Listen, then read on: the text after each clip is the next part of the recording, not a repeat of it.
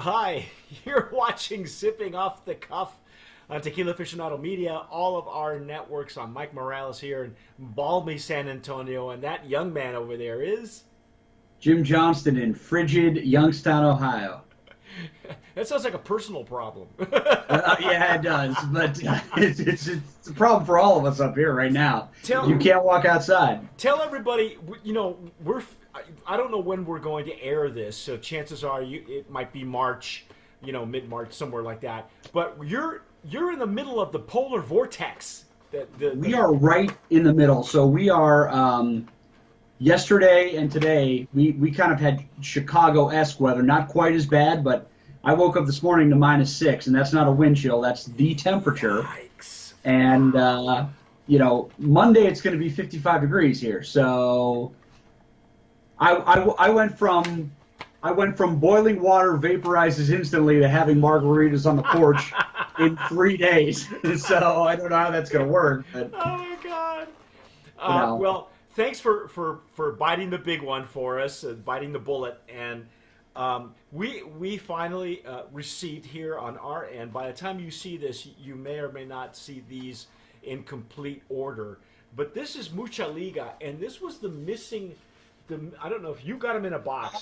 and I did not get it in a Yeah, box. check that out. Yeah, look at that. See, now everything that we read in the POS material or on Oh, the other two, on the website, it's the same story. If you haven't been listening or watching on all of our networks, Mucha Liga is we nominated the Blanco and the Reposado for brands of promise and flavor, but also in packaging because these as you notice, these are wrestlers. These are lucha libre wrestlers, yeah. and this is Invicto. They all have their own name. They have their own little backstory. Very interesting. That's what he's supposed to look like here. It's kind of like it looks like a. It almost looks like a Mexican bingo card, doesn't it? A little bit. Yeah, I mean it very much is. Although I'll tell you what, the box, and I've never seen the box. If you go to their website, the packaging and the website are perfectly matched. So they've got the branding side of that down pretty well. Yeah, they did. And we had to nominate it for Brand of Promise and packaging because it was so unique.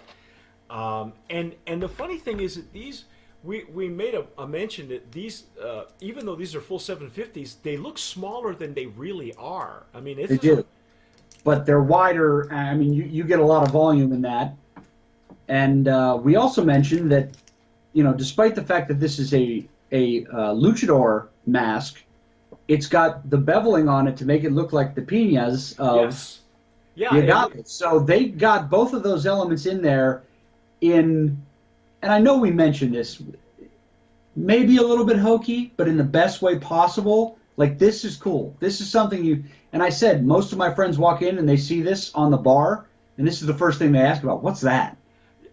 they really there was a lot of thought that went in it, and I think it satisfies a lot of the different needs. It satisfies the look on the top shelf. It satisfies their Mexican heritage. It satisfies the wrestling, which is also think about it. It's a Mexican heritage. I mean, Oh, yeah. the golden age of cinema not only touches on the cinema of Mexico, not only touches on their singers, but also there were a lot. I remember growing up in the 70s where you were watching movies, like Mil Máscaras and stuff, and these were wrestlers that I grew up in Southern California, and heck, we used to watch wrestling from the Olympic Coliseum, Olympic Auditorium in downtown LA, and a lot of these were Mexican wrestlers, Yeah.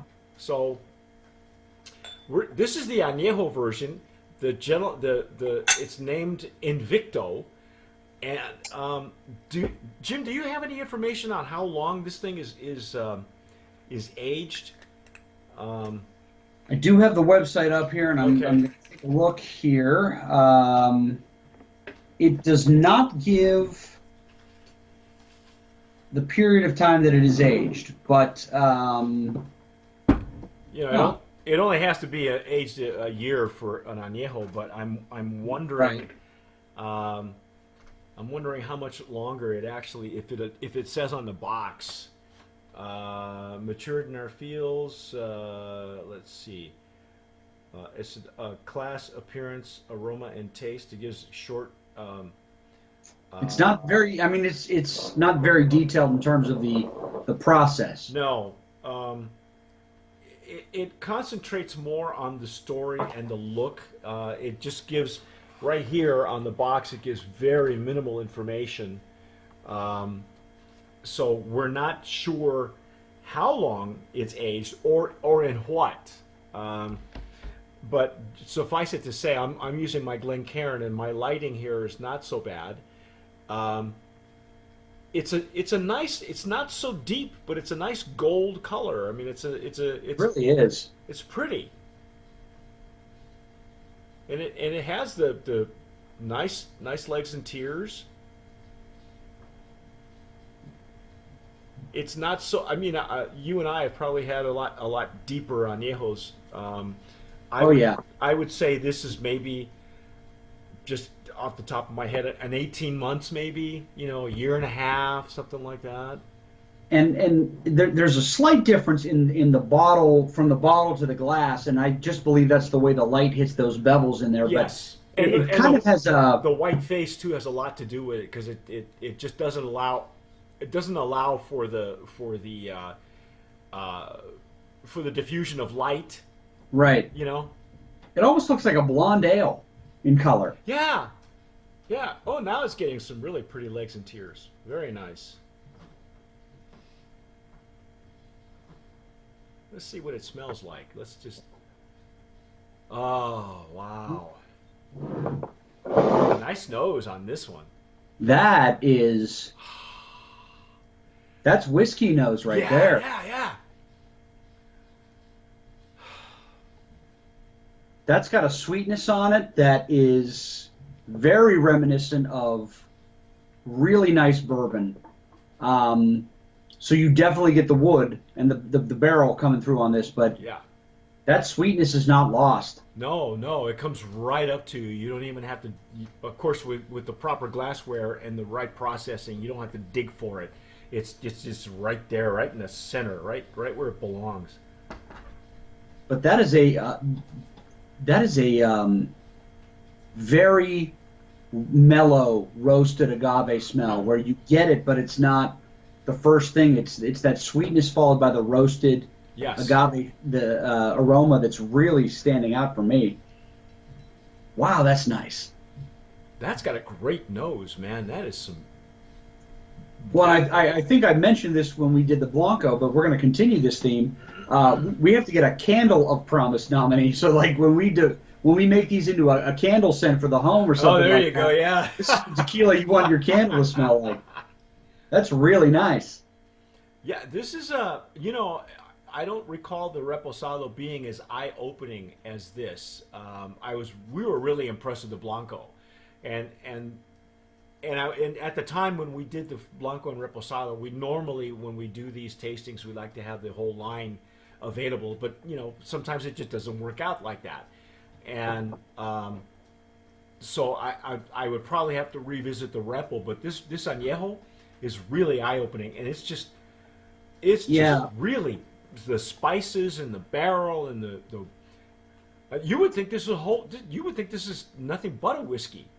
right, right. I mean, it has a single malt um, aroma on it, and it just catching a little bit of that the roasted agave is there, but it's not standing out the way we've had others stand Right, out, right. and the sweetness and the barrel come through in a nice blend that this, and I'm kind of picking up when you talked about the Blanco to now and the Reposado, that Reposado maybe just doesn't sit long enough or sits a little too long to do what the Reposado is supposed to do, but this expression is right on. Yeah, I think so too. I think well, we talked about this before. I've talked about it with Alex and some of the other tasters that reposados are very difficult to do correctly because because somewhere along the line there's a weak link in a lineup, and you could mess it up.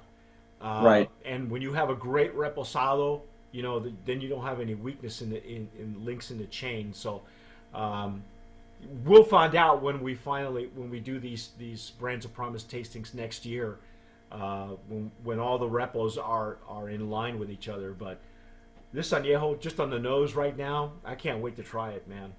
Let's give it a shot.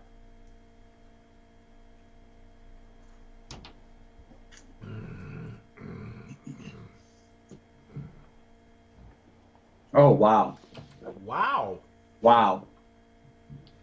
Are we drinking tequila? No. This is all whiskey. Yeah. But you know what? It's I'm going to borrow a wine taster. It's fruit forward. The fruit and the vegetation of the agave is right up front, but it's mellowed immediately by the sweetness and the wood of the barrel. Yeah, I would say the barrel overtakes. Yeah. It's really barrel forward. If we were to, I'm not gonna say it's balanced because it's not, but it wasn't supposed to be. Right. The agave now is taking a back seat to the barrel notes, and this is dude.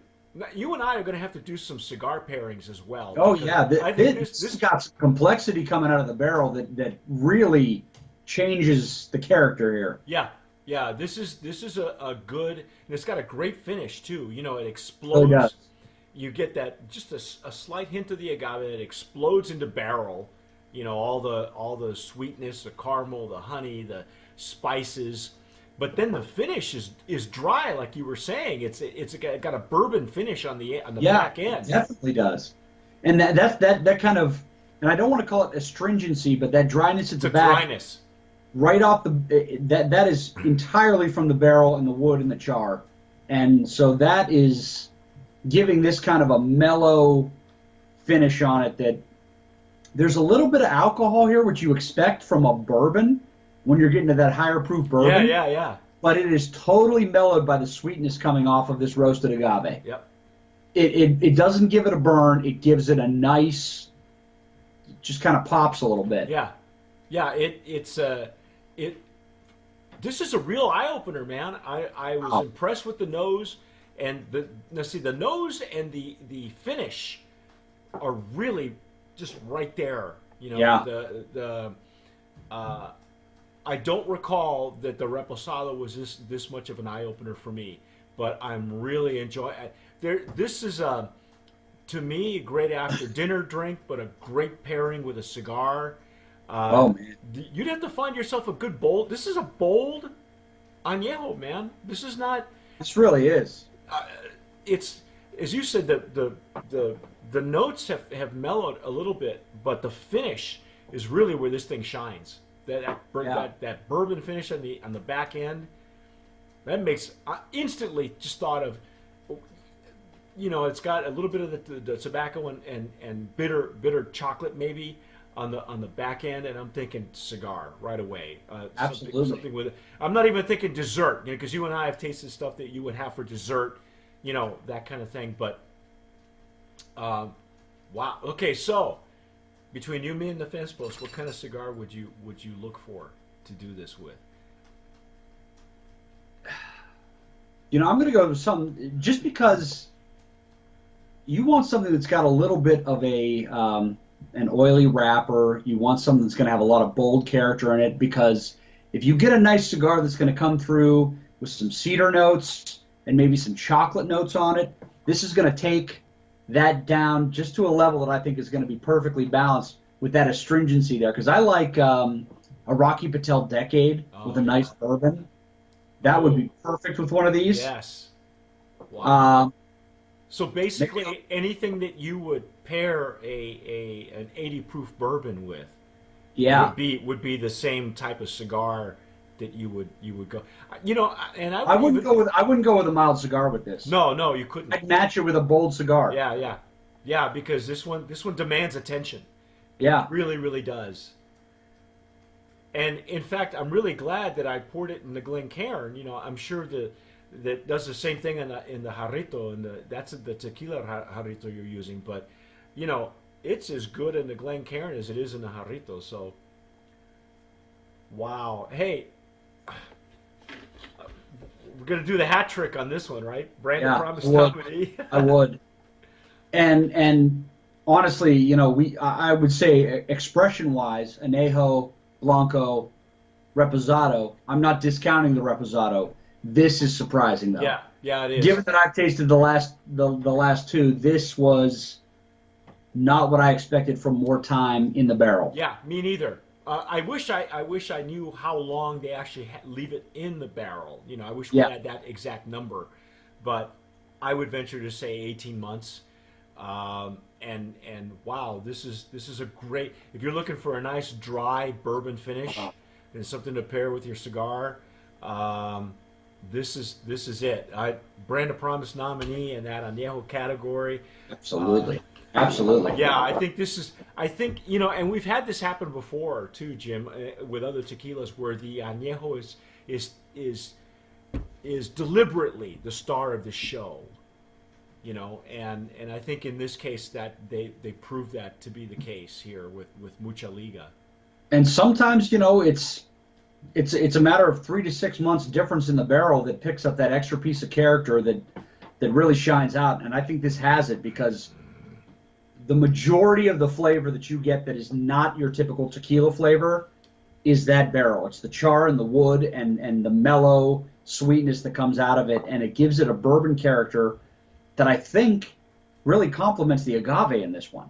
Yeah. Sometimes I've had some anejos that where the whiskey character overwhelms the fact that it's a tequila. Right.